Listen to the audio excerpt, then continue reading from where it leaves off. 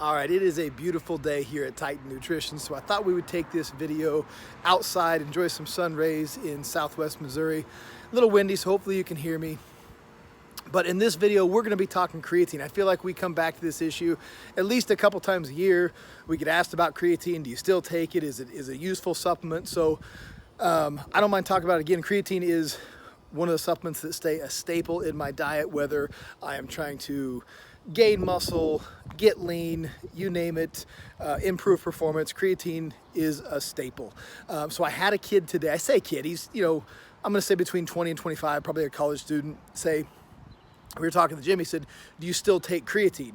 So, and kind of to imply like once you get to a certain level, you would stop taking creatine, which is not the case. It'd be like saying, well, once you reach a level of muscle mass, like, are you still taking protein? Well, of course you are. What worked for you to get you there is still going to work once you're there. And creatine is just an overall, for your brain, there's a ton of benefits beyond performance and muscle benefits, muscle building benefits that creatine brings. So we're going to go in this video, we're going to go over the who, what, when, and why on creatine. So starting with the who should take it? Really anyone who has muscle building, muscle preservation goals, even performance and fat loss goals can benefit from taking a creatine.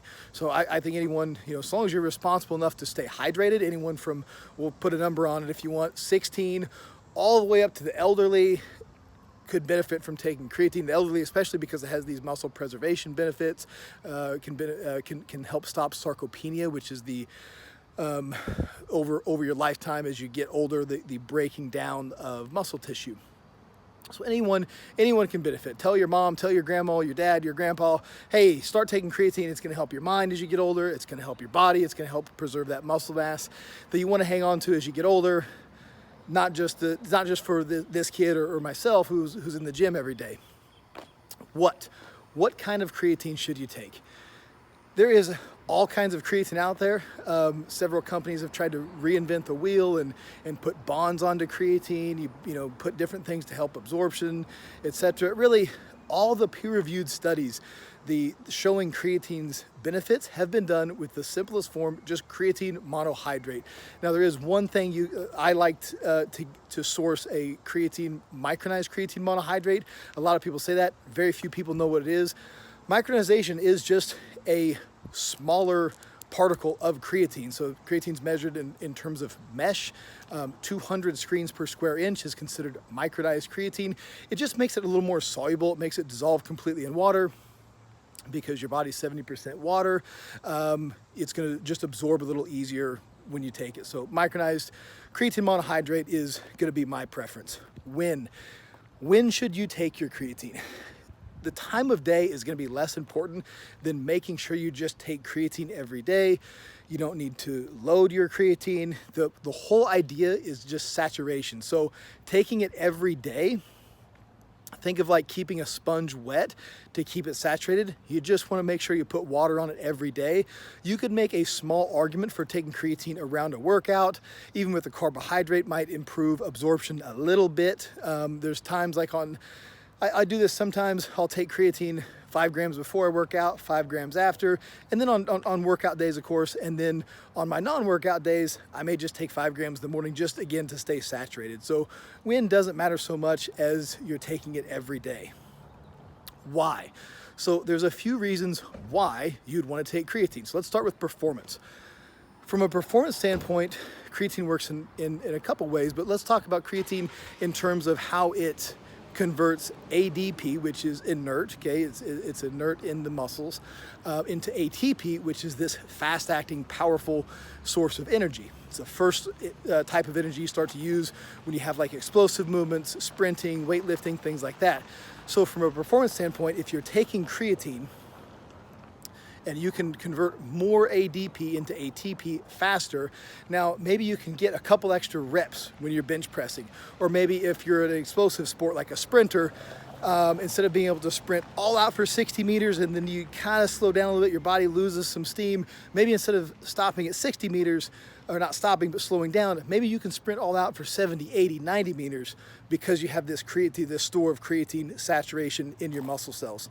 From a muscle building standpoint, creatine is, as it's called, monohydrate for a reason. It actually hydrates the muscle cells, which, by the way, 90% of creatine is going to be found inside your skeletal muscle tissue.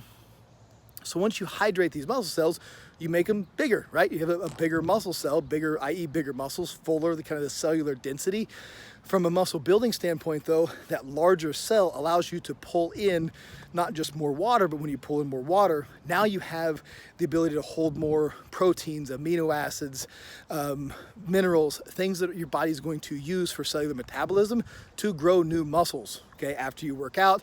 Again, you don't have to take it after you work out, but all those building blocks, all those materials you can add to, because now you have this bigger storage space in your cellular, inside the muscle cells when you take creatine. So that's from a muscle building standpoint. I mentioned fat loss. Creatine can help fat loss in terms of just calorie burning. So when we talk about cellular metabolism, increasing your body's ability to get rid of cellular waste, bring in new materials. I read a study one time that said you actually, a person on average burns 100 calories more per day just by taking creatine. I'm not going to source the study. I'm sure there's more than one study.